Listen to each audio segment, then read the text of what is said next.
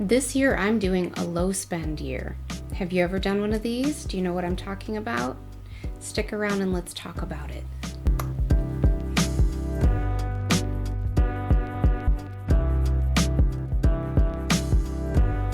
Hi, I'm Veronica, and welcome to the Wholeness Shift. If this is your first time here, welcome. I teach people about easy, practical spirituality, intentional living, and all of the other metaphysical things, esoteric things that you could imagine. I help you navigate your spiritual awakening. So if this interests you, hit the subscribe button below because I wouldn't want you to miss out on anything good. Have you ever had times in your life where you just have to sit yourself down and have a come to Jesus moment with yourself and be like, look, it is time to rein it in. You are spending too much money, or we have goals we're trying to accomplish. Like, it's time to make some changes. Well, that's where I've found myself lately, and I bet I'm not alone. I bet some of you guys have been there too. Now, if you've seen my money reset video from a few years ago, then you know that I typically like to do low or no spend weeks and months throughout the year. And if you haven't seen that video, I'll link to it below for you.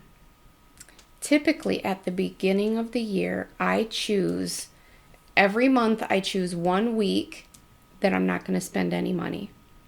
And I also choose 1 month out of every quarter that I'm not going to spend any money. You pay your bills and you purchase your necessities, but you don't spend money on anything else, nothing extraneous. And during those times, I don't even buy groceries. We all have plenty of food in the pantry and in the freezer that we just don't feel like eating. We have plenty in there. We just don't use it up because it's like, it's time to use it up. Save the money, use the food.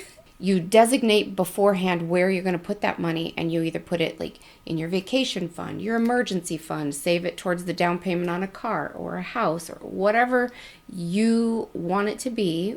And when you do this regularly, it adds up. I always keep track of it on some kind of a tracker. I usually make it in my bullet journal, and I'll just, whether it's a week or a month, I'll just make some kind of a design for the various days. And on days that I spent no money, I get to color it in. And on days I did spend money, I don't get to color in my little thing.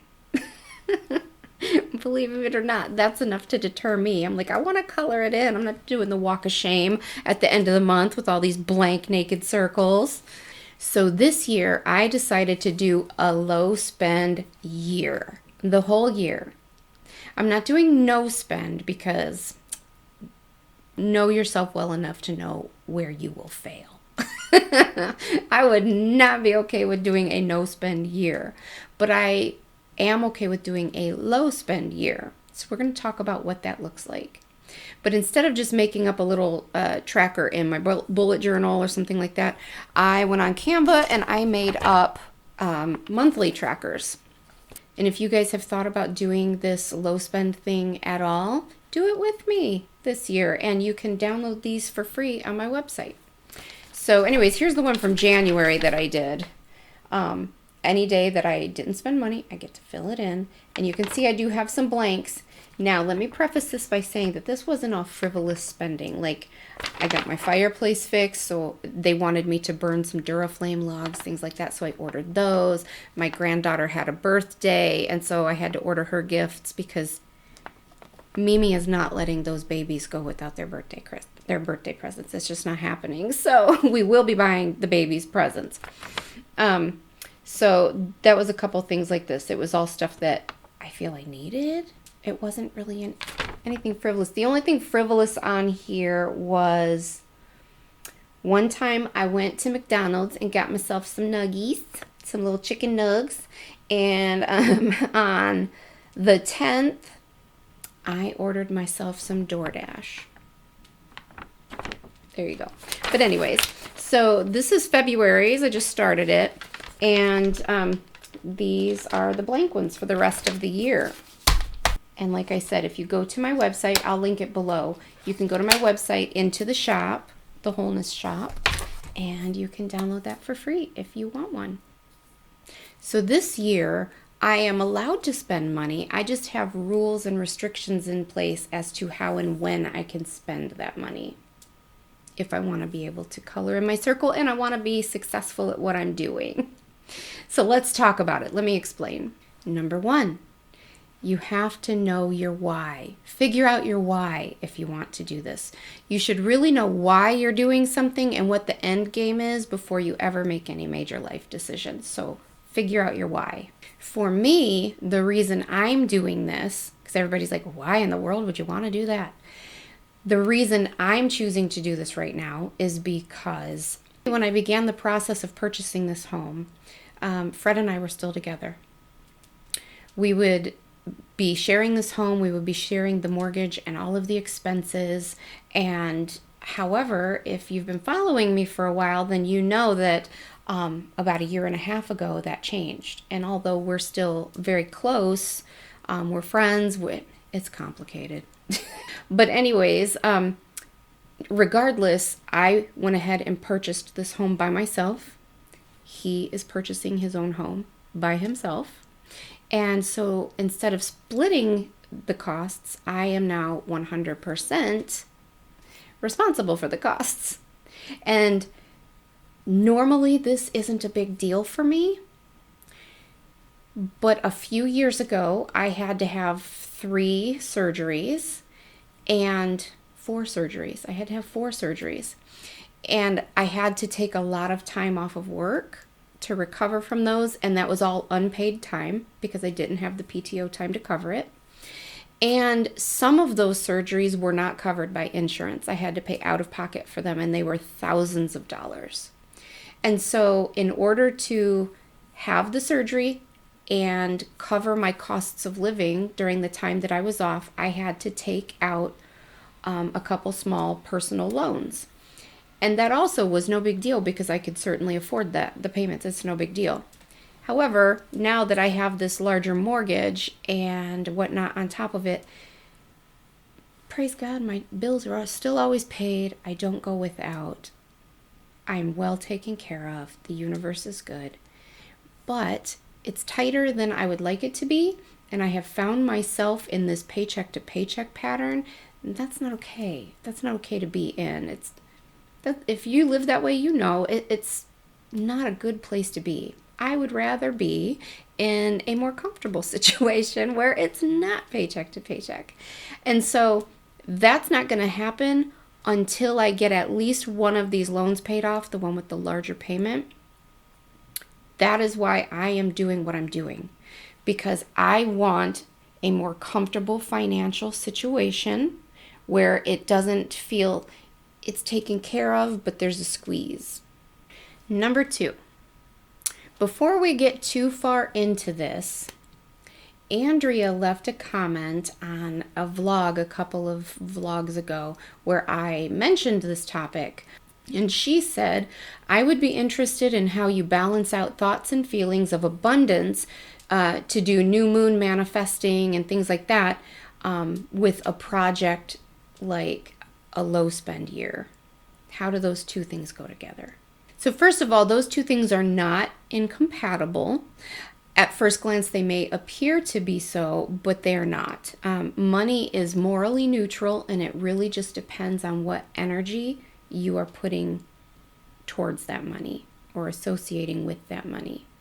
If you look at the law of attraction and manifesting, as we've covered many, many times before, you attract what you are, you repel what you are not, right? So let's drill down on this a little bit.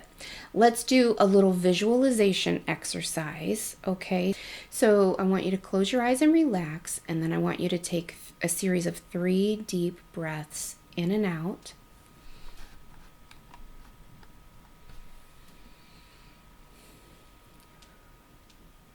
Now I want you to picture yourself living your dream life.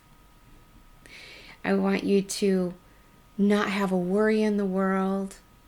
You have just built or purchased your dream home. I mean, really get into this visualization. What do the floors feel like under your feet? What does the sunlight look like coming through the windows?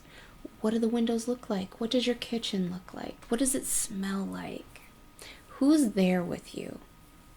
What does your day feel like in this dream life? Imagine that you have more than enough money than you will ever need. You never want for anything. Life is good.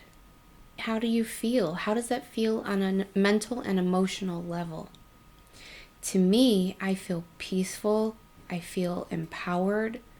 I feel confident and like I have options.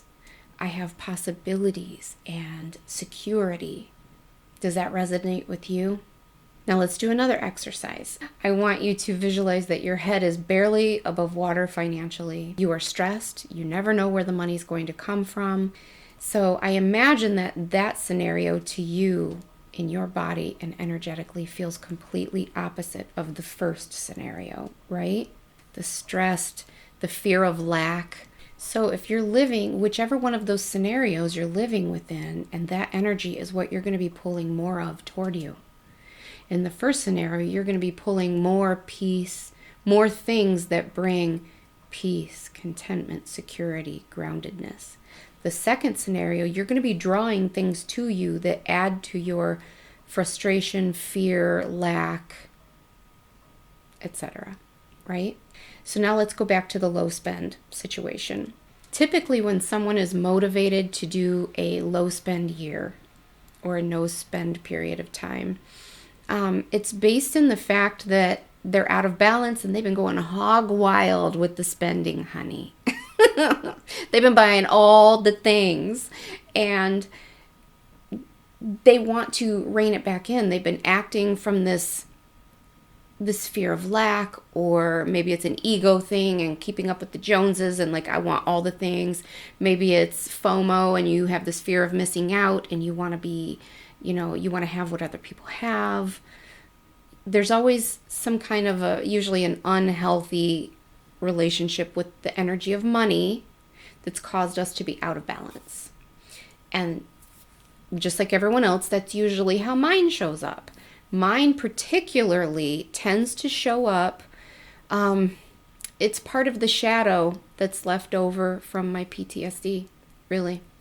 In the sense of, I need to be proactive and think of things that could go wrong first and head it off at the pass and be prepared. I need to think of all possible bad scenarios that could happen and be prepared for it. Especially as a single woman who is living alone for the first time in her life, I always had children and or partners here with me. And so I'm here by myself. And so trust me when I say I am not overspending on diamonds and fancy bags, no Gucci up in here. And I am not like taking fancy trips and everything else. I'm making sure I have enough batteries for my smoke detectors, and I'm making sure that I have a good security system with cameras all over the place. And do you know what I'm saying? Like, if I think I'm going to need something, I have it, and I probably have a couple spares in the closet. And that's how my shadow shows up in that area with my money. It tends to feel the worst when I'm feeling some kind of anxiety or feeling like things in my life are out of my control a little bit. The way that it shows up is that I try to get everything under control that I can possibly have under control.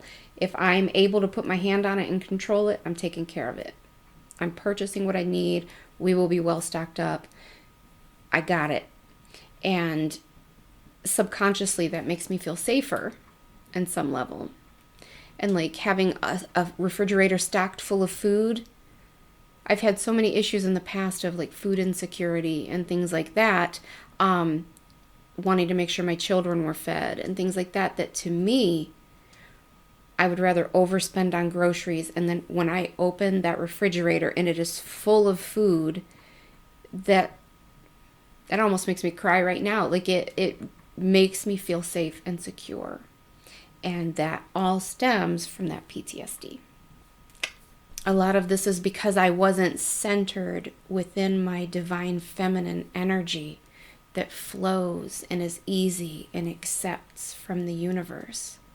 I had big masculine wounds caused by the men in my life that caused me to have to shift into my divine masculine mode and live in that divine masculine frame, and which is all about doing, hunting, gathering.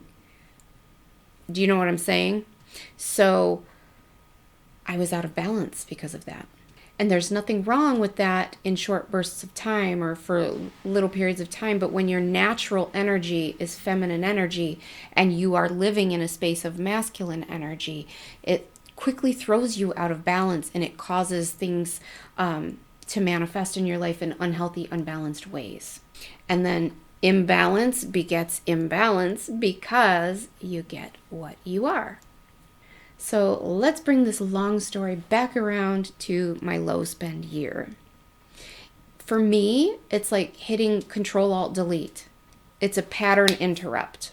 Instead of allowing my wounded subconscious to run amok, instead of allowing that wounded subconscious to run around in a frenzied manner, buying up all the things, spending the money, I am making a choice to step back, set all of that down, and to remind myself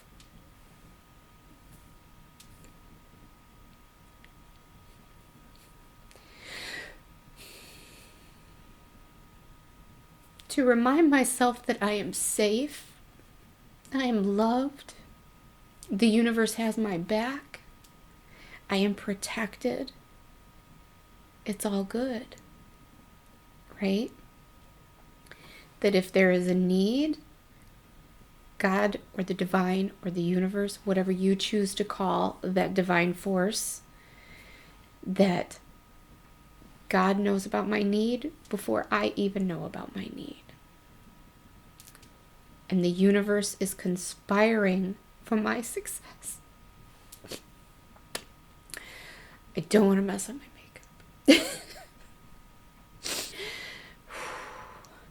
I had no intentions of crying in this video. As you can tell, that is linked to some very deep-rooted trauma and some very deep-rooted shadow.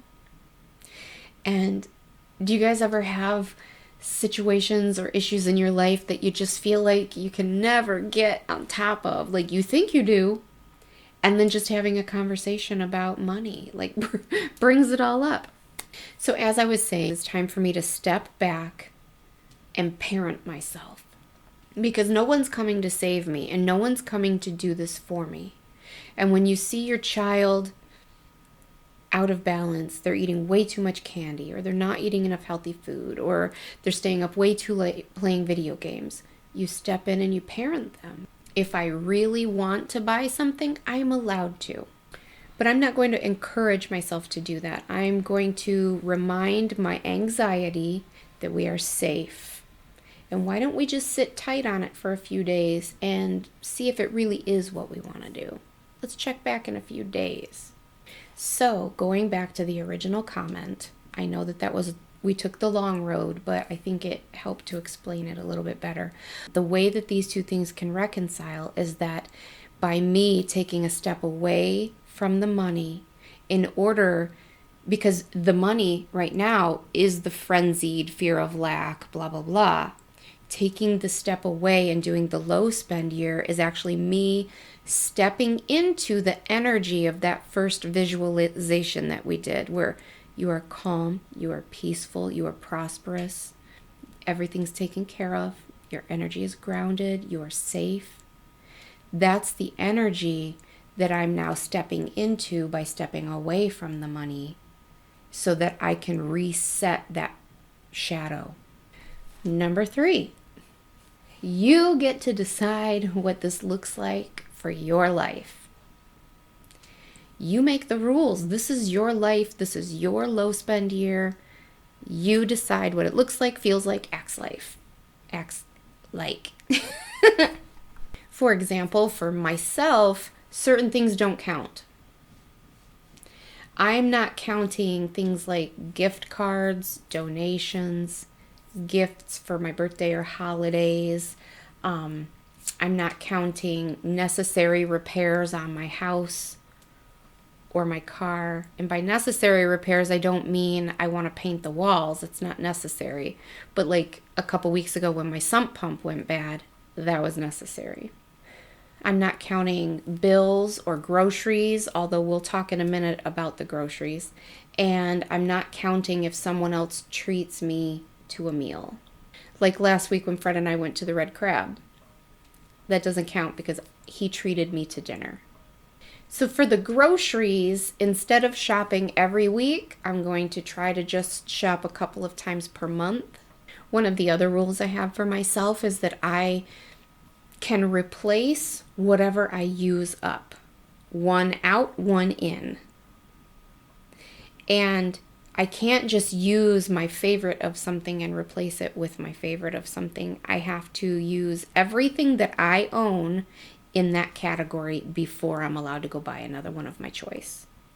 So like I have multiple moisturizers. I just don't like a lot of them very much, and I prefer a certain kind.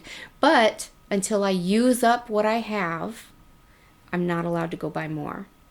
I have to burn the candles out before I can bring a candle in. So decide what you want your rules to be. What do you want this to look like? What would serve you the best? And one way to do that is number 4, you have to really get honest with yourself about where your money goes. Where do you spend your money the most? I've gotten a lot better at this in the last few years. Like when I made that video a few years ago on money reset, my weaknesses my whole life had been candles, moisturizers, perfumes, office supplies, cleaning supplies, organizational supplies, and they really aren't anymore. Because I had done a low spend year a few years ago, and I got in the habit of thinking about, do I really need that? Am I really going to use that right now, or is it just going to sit there? I'm not too bad at that anymore. For me, these days, it's groceries, like I mentioned earlier. It's DIY supplies for the house. I have purchased supplies for so many projects that I have not even started yet. And I have supplies for projects that I may have started but I never finished. Like my kitchen has been half painted since I moved in a year and a half ago. I am not allowed to buy more until I use up what I have. And for me, what this is going to look like is that some of my projects may not be done initially according to the final vision I have in my mind of them because I didn't have all of those supplies. I have to do what I have with what I have, and when it's all said and done, then I can go purchase what I need to take it to the next level. Another area for me had been ordering food. I was really bad at it. And I haven't for quite a while now.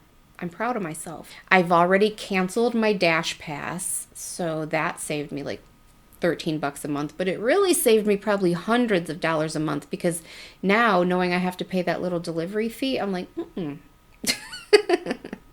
Number 5, avoid temptation. And this one got me just today because I didn't listen to my own advice. I broke my own rule. And it bit me. Remove the apps from your phone that tempt you to just pop open Amazon and order something, or jump on Target or Kohl's or Sephora or whatever. Remove the apps from your phone. Make it a little more difficult to get to them. Unsubscribe from any channels or Instagram pages or anything like that that cause you to be tempted to spend money.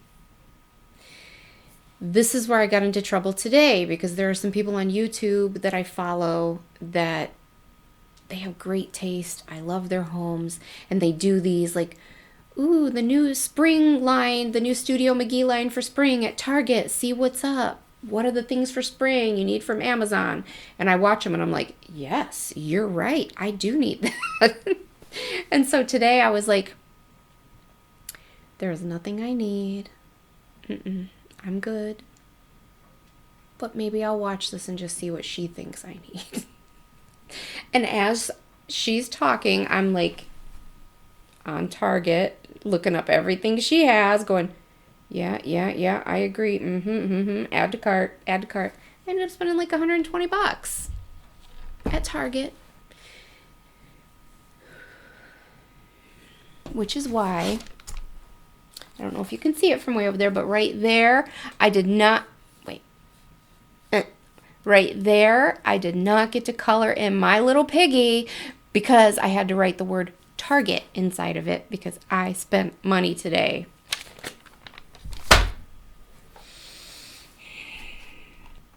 Also, avoiding the stores helps. I've gotten my groceries delivered for years. I used to go pick them up every week, which I probably still should, but it's just easier to have them delivered. That's worth the $10 a month to make that happen. But for me, a major source of spending was impulse shopping at the stores. Seeing things I didn't know they had, or seeing something and it sparks a temptation. I'm like, yeah, I need that. Or, oh, that looks good. Or, oh, I wonder what that tastes like. Throw it in the cart, throw it in the cart, throw it in the cart. And especially when I had kids, I'd go and they'd, oh my God, Amelia is the worst at this. Like, her nickname isn't Slick for nothing. My parents named her Slick when she was like 2 because she would just, oh, she was sly.